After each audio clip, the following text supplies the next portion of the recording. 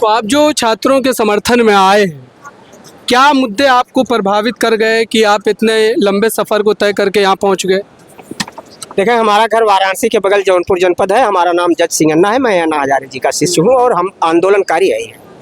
आज 5 दिन हो गया मैं यहाँ से जंतर मंतर पे हूँ।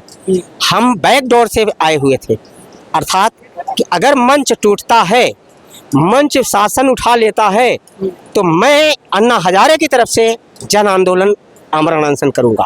आंदोलन खिलाफ नहीं। आप अन्ना हजारे के साथ भी रह चुके? हम बहुत रहते हैं। हम हमारा आंदोलन ही काम है हमारा। 2011 के आंदोलन में थे।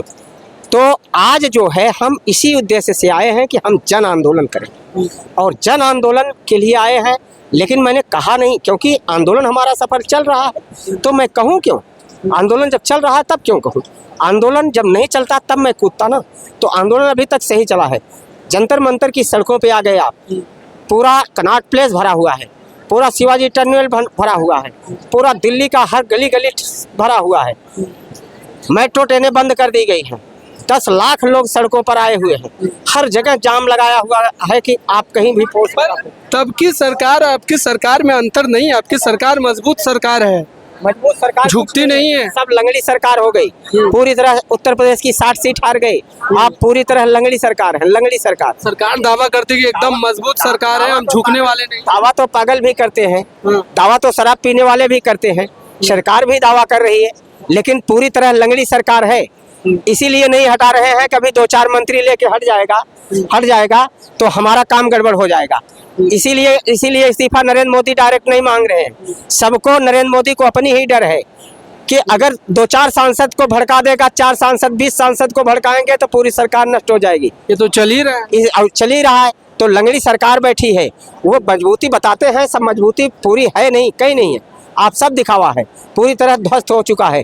जिसको बिहार में नहीं बैठाना चाहिए उसका हाथ गोड़ पैर जोड़ करके आप ले आए बिहार में। आप जनाधार का जनतंत्र का पूरी तरह नष्ट कर दिया है। और भाजपा की बात तो छोड़िए, ये धर्मेंद्र प्रधान की बात पर ये जनता आई हुई है। तो धर्मेंद्र प्रधान शिक्षा मंत्री लायक है नहीं। इसके समय में कुल 80 पर्चे लीक हुए हैं इसके समय में। तो 80 पर्चे लीक होने का मतलब आपने सारे पर्चों को माफियाओं को बेच दिया है। और एक मंत्री होने की वजह से, मिनिस्टर होने की वजह से आपको चप्पे चप्पे का, गांव-गांव का, घर-घर का पता है, हर थाने का पता है, हर माफिया का पता है। इतना कुछ होने के बाद भी सरकार धड़ल्ले से तमाम वादे को लेकर के जो सीना ठोक करके अपनी बातों को रख रही है। जनता का कोई उस पर दबाव नहीं बन पा रहा, ना इस आंदोलन का ना और कोई आंदोलन का। तो ये कैसे आप लोग जो है मैनेज? जनता का इस आंदोलन पे दबाव बना हुआ है। आप यहाँ बैठे हुए हैं, अभी यहाँ पे चलने भर की जगह नहीं थी। अब लोग जगह खोजने के लिए चारों तरफ जा रहे हैं, किस गली से संसद पहुंचूं। चारों तरफ संसद पहुंचने की होड़ मची हुई है और जनता पूरे दिल्ली में भर चुकी है। मोदी के खिलाफ अभियान चल चुका है। मोदी को तत्काल इस्तीफा दे देना चाहिए। अगर मोदी नहीं दे रहे हैं तो प्रधान को मांगे बहुत छोटी है, मांगे बहुत बड़ी नहीं है, बहुत छोटी मांगे हैं। मांग है कि धर्मेंद्र प्रधान इस्तीफा दो, बस एक शब्द। उसके पीछे का कारण क्या है? उसके पीछे का कारण यह है कि पेपर लीक कितना हुआ? तो 80 पेपर लीक हुआ। आपके शासन में 80 पेपर लीक हुआ, 80 माफियाओं को दिया, 80 बार बेचा गया पेपर लीक। और दूसरी बात यह है कि पेपर लीक आप बंद कर दो, बस इतना ही है। अगर आप ईवीएम के चुनाव मशीन ला सकते हैं, बैलेट पेपर से वोट खत्म कर सकते हैं, तो आप इलेक्ट्रॉनिक पद्धति से ये इलेक्ट्रॉनिक चुनाव क्यों नहीं करा सकते? 20 तारीख को लेकर के बहुत चर्चा थी कि 20 तारीख को ये होगा, वो होगा, धर्मेंद्र प्रधान का इस्तीफा होगा। अभी तक आपके अनुभव से क्या लग रहा है कि क्या होगा? गधा को चाहे जितना पीटो, गदही नहीं छोड़ती। भाजपा गदही हो गई।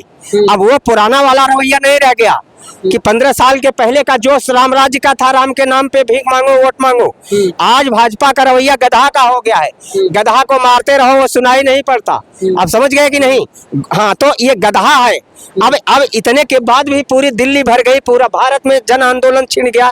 अभी आप नहीं सुने हैं। और इस आंदोलन में पूरा का पूरा आंदोलन जो है शांतिपूर्ण रवैये से चल रहा है, बिल्कुल कहीं भी अराजकता का नाम नहीं। आपका अनुभव छात्र आए हुए पानी के लिए तरस रहे हैं, छात्र आए हुए शौचालय के लिए तरस रहे हैं। शौचालय में इनके यहाँ जंतर मंतर पे चले जाइए तो जाते ही आपके एकदम घुट जाएंगे, घुटने टेक देंगे कि बाप रे इतना बड़ा मानवाधिकार का हनन है। मानवाधिकार का हनन जनमानस के लिए जेल में नहीं होना चाहिए, वो तो धरना प्रदर्शन स्थल है। आप क्या समझ रहे हैं? छात्र जो है मर रहे हैं, क्यों मर रहे हैं? खेत क्यारी जमीन जायदाद बेच कर का उनका गार्जियन पढ़ाता है। गार्जियन जब जमीन बेच करके छात्र को पढ़ाता है तो छात्र जो है दिल में क्या सोचता है? इस बार 600 नंबर आया, 600 नंबर आने वाला बच्चा जो राजस्थान का था, कल भाषण दे रहे थे उसके पिताजी, और 1 बीघा खेत बेचे थे और 1 लाख लोन लेकर के दिए हैं। सब ऊंचे। ये सब मैं मान लिया, आपकी सारी बातें दुरुस्त है, सब जायज है, लेकिन सत्ता पक्ष को आप लोग झुका नहीं पाएंगे। हम सत्ता पक्ष को झुका लेंगे। आरी एक ऐसी चीज है, कितना भी कड़ा लोहा हो कट जाएगा। हम शांतिपूर्ण गांधीवादी रवैये से चल रहे हैं, इसलिए अभी वही मंच से आक्रामक कर दिया गया होता कि किसी भी तरह से पुलिस गाड़ी तोड़ करके चलो, कूद फाद करके चलो, हर हाल में चलो, या वहीं से कह दिया होता कि किसानों का ट्रैक्टर आगे चलो, तभी वो ट्रैक्टर ये सब बसों को गिराते हुए वो आगे पहुंच गए होते। आपने लगातार कई आंदोलन में हिस्सा लिया है, तो पिछले आंदोलन में और इस आंदोलन में आपका अनुभव क्या कहता है? क्या कहीं पर कुछ कमी है? कमी कुछ नहीं है। कमी यह है कि गांधीवादी रवैये से जब चलोगे तब वो शांतिपूर्ण ही चलना पड़ेगा, लाठी खाना पड़ेगा, बिना पानी के सोना पड़ेगा, बिना भोजन के सोना पड़ेगा। गांधीवादी रवैया सब नहीं है। गांधीवादी रवैया भी कहीं कहीं फ्लॉप हुआ था। तब भगत सिंह आए थे, तब चंद्रशेखर आजाद आए थे, तब सुभाष चंद्र बोस आए थे, तो कहीं न कहीं गरम दल भी आना होगा। बिना गरम दल के आए हुए ये शासन सुनेगा नहीं। यहाँ तो सब नरम ही नरम। यहाँ भाई गांधीवादी सिद्धांत पहले से ही चल रहा है, क्योंकि वांगचुक के पिता भी बहुत सामान्य आदमी थे, वो भी आंदोलनकारी थे, आज भी अच्छा, सोनम वांगचुक जी का आपने जिक्र किया, तो मेरा सवाल एक ये भी है कि उनको जो रातों रात जो है उनके सेहत को लेकर के कई हवाले दे करके हॉस्पिटल जो है उनको शिफ्ट कर दिया गया, क्या इससे आंदोलन में कहीं कुछ कमी आई? आंदोलन में कमी नहीं आई, आंदोलन में बढ़ोतरी आई। किसी को आप जो है जबरी उठा ले जाएंगे, सफेद कपड़े में किसको ले जाया, चादर के आड़ मृतक को ले जाया जाता है, सफेद कपड़े में मृतक को ले जाया जाता है। आप मृतक समझ करके, एक बार वांगचुक जी सफेद कपड़े में बांधे तो वांगचुक जी गिर गए, गिरने के बाद दोबारा उठाया गया, यानी क्रूरता के साथ वांगचुक जी को ले जाया गया। मैं आमरण अनशन करता हूँ, मेरी जब तबीयत खराब होती है मैं एक बार इनकार देता हूं कि मैं अस्पताल नहीं जाऊंगा, फोर्स से लड़ जाता हूं कि मैं नहीं जाऊंगा, तो मेरे साथ खुद अस्पताल हमारे पास आती है और हमको ग्लूकोज चढ़ा देती है। बस उतना से ज़्यादा डोज देने का अधिकार भी नहीं है, मात्र ग्लूकोज से ज़्यादा अनशन में डोज देने का अधिकार ही नहीं है, तो ग्लूकोज यहाँ भी चढ़ाया जा सकता है। जिस नीट पेपर को लेकर के, पेपर लीक को लेकर के जिस मर्ज की दवा आप लोग ढूंढ रहे हैं, क्या धर्मेंद्र प्रधान का इस्तीफा उस मर्ज की दवा है? और क्या सिस्टम में वो सारी चीजें खत्म हो जाएगी एक इस्तीफे से? देखे, मनुष्य विकसित समाज है, एक इस्तीफा इसलिए मांगा जा रहा है कि दूसरा कोई आएगा तो सिस्टम तो वही है ना, सिस्टम ही बदलेगा ना। दूसरा कोई जब आएगा तो मनुष्य गधा का गधा ही नहीं रहेगा। हो सकता है वो घोड़ा हो, तेज हो, चर्राक हो, सोच समझ के दूसरी पार्टी देती है, भाई एक बार हमारी बदनामी हो गई, सत्ता पक्ष है, तो हो सकता है दूसरे को दे दे शिक्षा मंत्री, शिक्षा मंत्रालय दूसरे को तेज तर्राक आदमी को दे देंगे, तेज तर्राक आदमी को दे देंगे तो शिक्षा प्रणाली ही बदल सकती है। हमें दे दीजिए, हम अभी 10 मिनट में शिक्षा प्रणाली बदल देंगे। ये सरकार में कभी इस्तीफा हुआ है? सरकार में इस्तीफा नहीं हुआ, क्योंकि गधा सब भाजपा की सरकार में कभी इस्तीफा सब पैसा दे करके मंत्री बने हैं, उस गारंटी लेके मंत्री बने हैं, तो क्यों इस्तीफा लोगे? इस्तीफा लोगे तभी पोलिया खोल नहीं देंगे। कोई भी मंत्री बिना पैसे का नहीं बना है, सब मोटी रकम दिए हैं और ये कह करके दिए हैं कि आपका इस्तीफा नहीं लिया जाएगा, कभी शासन को चुस्त दुरुस्त रखा जाएगा। बस IAS अधिकारियों को ही तो डंडा करना है। तो जनता का डर खत्म हो गया है क्या? जनता का डर तो पूरी तरह खत्म हो गया, क्योंकि भ्रष्टाचार चालू है, भ्रष्टाचार लागू है तो जनता का डर खत्म है। हाँ, जनता हर जगह डरती रहती है भाई, जनता के ऊपर तमाम धाराएं, तमाम मुकदमे, तमाम बातें रह जाती है। अब 5 दिन से लगातार आपके मुताबिक यहाँ पर आप पहुँचे हुए हैं, वाराणसी से पहुँचे हुए हैं। सोनम वांगचुक भी 20 दिन से जो है धरना पर बैठे हुए थे, अनशन कर रहे थे, उनको भी उठा ले गई पुलिस।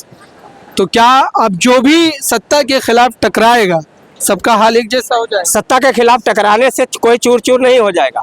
सबकी आवाजें बुलंद है। 10 बार ये आमरण धरना स्थल पे बुलाएंगे तो 10 बार जनता आएगी। जनता को आंदोलन डील करने के लिए दोनों पक्ष रखना होगा। पहले तो शांतिपूर्ण ही चलिए।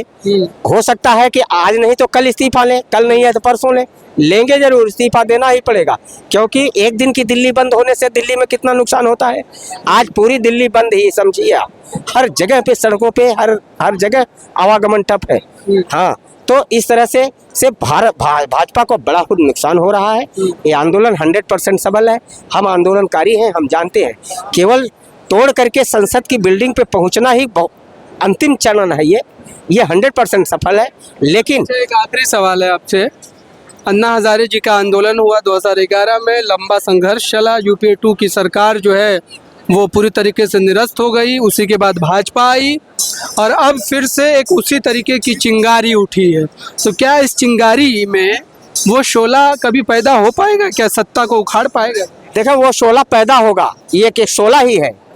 आज जो हुआ वो शोला ही है।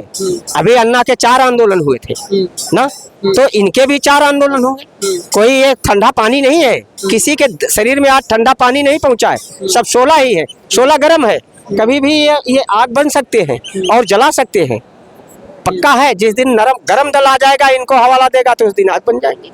चलिए, तो ये पूरी चर्चा है। बहुत बहुत धन्यवाद आपका। और अंतिम सवाल आपसे, अंतिम कहना यही है कि कक्षा 1 से किताबें जो गांव क्षेत्रों में बंट रही हैं, शिक्षा नीति में परिवर्तन करने के लिए वो सारी किताबों का रेट सरकार वहन करे। छात्र क्यों वहन करते हैं? अब 5-5 हजार की किताब कक्षा 2 में आप चलाएंगे तो क्या होगा? शिक्षा को लेकर के लगातार ये कहा जा रहा है कि 1 नेशन 1 एजुकेशन होना चाहिए, लेकिन सरकार कह रही है कि एजुकेशन छोड़िए, 1 नेशन 1 इलेक्शन होना चाहिए। हाँ, इन्होंने एक 1 नेशन 1 एजुकेशन का काम किया है थोड़ा सा। जैसे कि एनसीईआरटी की बुकें इन्होंने सब जगह लागू किया। लेकिन वो एनसीईआरटी की बुक जो है 100% उसमें तो बहुत कुछ मिटा दिया। लाभदायक नहीं है, मिटा दिया जा रहा है। तो इस तरह से यह धरना जो है अभी चलेगा और लंबा खींचेगा। एक धरना नहीं, 4-6 धरना होंगे और बार बार धरना होगा। यहाँ किसी के रक्त में ठंडा पानी नहीं डाला गया है। सबका रक्त उबाल पे है। जितने भी लोग आए हैं उबाल पे है। जब तक कि आप कोई इलेक्ट्रॉनिक सिस्टम इस पेपर पे नहीं रोकेंगे कि एक क्लिक में दबाओ, दुनिया का कोई व्यक्ति न जान पाए और छात्र के टेबल पर पहुंच जाए पेपर, वो सिस्टम चाहिए। और वो सिस्टम विकसित करना होगा और विकसित भारत को विदेशों से कंपटीशन के लिए, विदेशी छात्रों से कंपटीशन के लिए तैयार करना होगा। और जिससे कि हम विदेश का कब्जा हमारे छात्र कर सकें, विदेश का कंपटीशन ले सकें, विदेशियों को हरा सकें, ऐसी ताकत हमारे छात्रों में करनी होगी।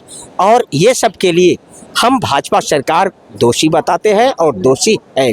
चलिए, तो ये पूरी बातचीत है, ये पूरी चर्चा है। इस चर्चा पर आपकी राय क्या है? आपको क्या लगता है, क्या वाकई ये आंदोलन जो है जिस दिशा में चला था उसी दिशा में बरकरार है?